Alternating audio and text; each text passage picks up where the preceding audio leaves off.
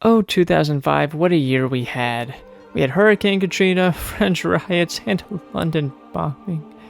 Alright, maybe 2005 kind of sucked a little bit, but if there's any silver lining, that is the video game scene. In 2005, we had the release of one of the most beloved and critically acclaimed games, and my favorite game ever made, Shadow of the Colossus.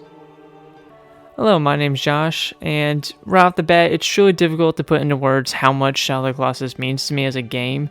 Like I said, it's my favorite game ever made, and year in and year out, I always find myself going back to it. I probably beat it twice a year. I just love this stupid graphical masterpiece so much. Now, I'm going to go into detail on why this game is awesome, but more importantly, I want to explain just what this game means to me and the impact it had on me growing up, especially during my initial playthrough.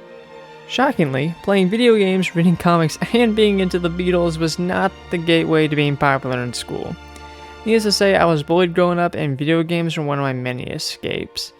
And then the good year of 2011 came along, and the HD remaster of Team Ico's first two games was released. Now, I could have played that game where the cover art was some boy with horns dragging a girl through like a desert with some weird monuments behind him, I think. But I was drawn to the giant monster on screen.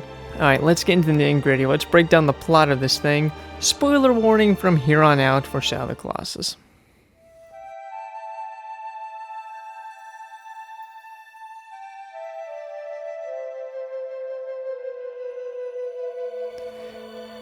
In Shadow of the Colossus, you play as Wander, a traveler from unknown origins who sneaks into a temple with his trusty steed Agro, aka best companion in video game history. With Wander and Agro is the body of a young woman named Mono, and here we get our first sense of mystery that surrounds Shadow of the Colossus. Mono and Wander's relationship is never fully explained. They could be lovers, friends, brother, sister, the situationship, just talking, all that kind of crap. But who knows? And that's the beauty of it. As the player, you get to make up whatever relation you want. If you have a deep bond with your sister, this could be the story of saving your sister if you feel that kind of relation. If it's a loved one, well, there you go. It's another basic save the princess thing that no other video game has ever done before. Wander then awakes a magical god named Dorman and presents him with the Ancient Sword, a dope-ass sword that has the power to conjure light. Dorman then tells Wander that the sword he has is the key to freeing him from his imprisonment.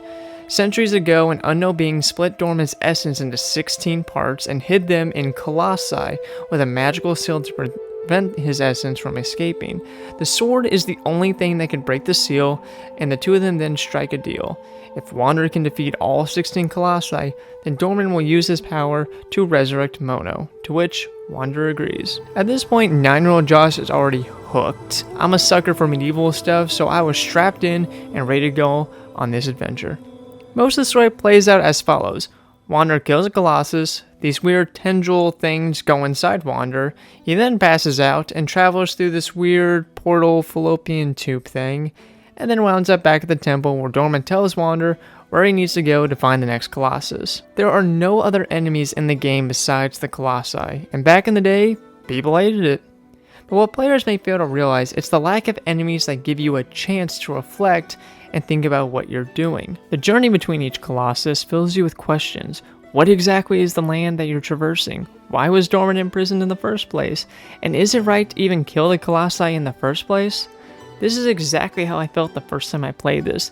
The thing I first picked up on was how the Colossus would never attack you until you provoke them. And in the case of the 13th Colossus, Phalanx, it doesn't attack you at all. Matter of fact, it even tries to win a raid from you. It never even throws a punch. This is the beauty of the world and story of Shadow of the Colossus. Mystery meets morality. Everything you do has you second-guessing yourself in this world that you don't fully understand. That's how I felt as a kid getting beat up in school. I had no idea what to expect on a day-to-day basis, and I couldn't justify the actions that were taken in place. I don't really relate to most video game characters, which is a whole other topic I kind of want to say for another video, but Wander is the closest I think I've ever gotten to it. After you get through 2/3 of the game, we get a nice cutscene of some mysterious riders approaching the temple. Well, who could that be? After beating the 15 Colossus, you journey towards your final foe in the entire game. But then...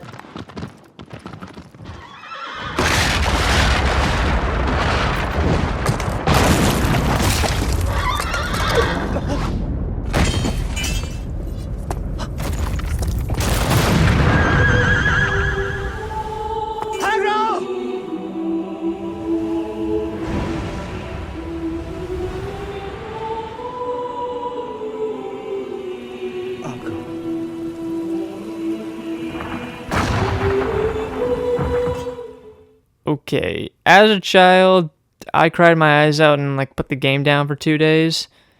As an adult, this is probably the closest thing that's going to push me towards alcoholism. Now as a player, you're filled with depression and anger, and that fuels your valor heading into the final fight with Malice, the 16th Colossus.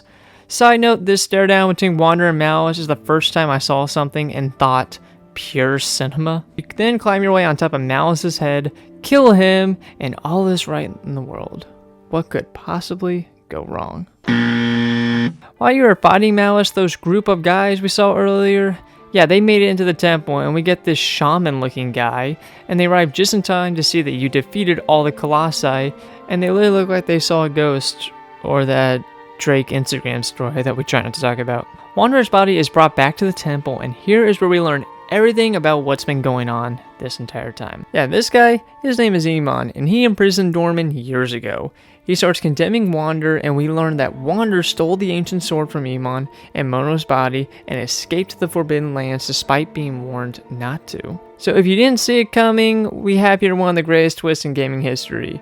You are the bad guy. We see the representation in Wander's appearance. He starts off as this clean-cut adventurer, but as more and more of these tendrils go into him, which are actually pieces of Dorman's soul, he becomes more disheveled, more deteriorated. You know, it seems like he's dying. Wander is the villain, but yet you still feel a sense of sympathy for him because of his passion to save Mono, which is where Shadow of the Colossus asks another one of their very deep moral questions. Just how far are you willing to go to save someone you love? Iman and his guards try to kill Wander, but the essence of Dorman has already taken over, and Wander becomes a Colossus himself.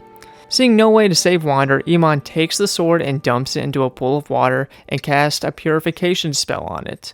A beam of light shoots up from the pool and starts sucking the evil that surrounds Wander. As he tries to run away and grasp on for dear life, Wander gets one last look at Mono before being sealed away. Great, I'm not bummed at all in the slightest. And if anything, this scene got a lot worse for me when someone pointed out that the music that plays as Wander's being sucked into the portal is the same music that gets played every time you beat a Colossus. Iman and his guards escaped the temple as it self-destructs the bridge leading into the Forbidden Lands, making sure no one will ever go to them again. The end. Just kidding. In sweet turn of events, Mono wakes up, and she is understandably confused, but the great news doesn't stop there. Young me audibly screeched in happiness the first time I saw this. The two of them make their way into the pool at the back of the temple and find a baby with horns? Mono picks up the baby and makes her way to the top of the temple. As the credits roll, we get greeted with animals, something we haven't seen all game. And that is the end. Now you're probably thinking, what on planet Earth just happened? None of that made sense. Let me explain. Shadow of the Colossus is a prequel to the developer's first game, Eco. In Eco, you play as a child who has horns on his head, and we learn that horns are a mark of evil in this world, and all children with horns need to be imprisoned. In Shadow of the Colossus, Wander is reverted back to infancy, but the purification spell couldn't get rid of all the evil that was on him. The horns are now a mark of the evil that once possessed him, and the kids in Eco are descendants from Wander. And I know what you're thinking now. Doesn't that mean that Mono, in that logic, would have to have nursed her potential lover and then raised him and then procreated with him? Yeah, I didn't say the story wasn't weird. Regardless, 9-year-old me still loved this thing, and 16-year-old me was absolutely floored when the remake came out in 2018. It was one of my favorite games of the year. Shadow of the Colossus made an everlasting impression on me, and asked a lot of deep questions. What defines good and evil? How far are you willing to go to get what you want? Are horses the best companions? The answer is yes. No comment. For the past 14 years, Shadow of the Colossus has been my favorite game ever. The gameplay is fun, the world is interesting, it looks great, and that first playthrough, man, trust me, you'll come out a different person, with a different sense of what it means to go on an adventure.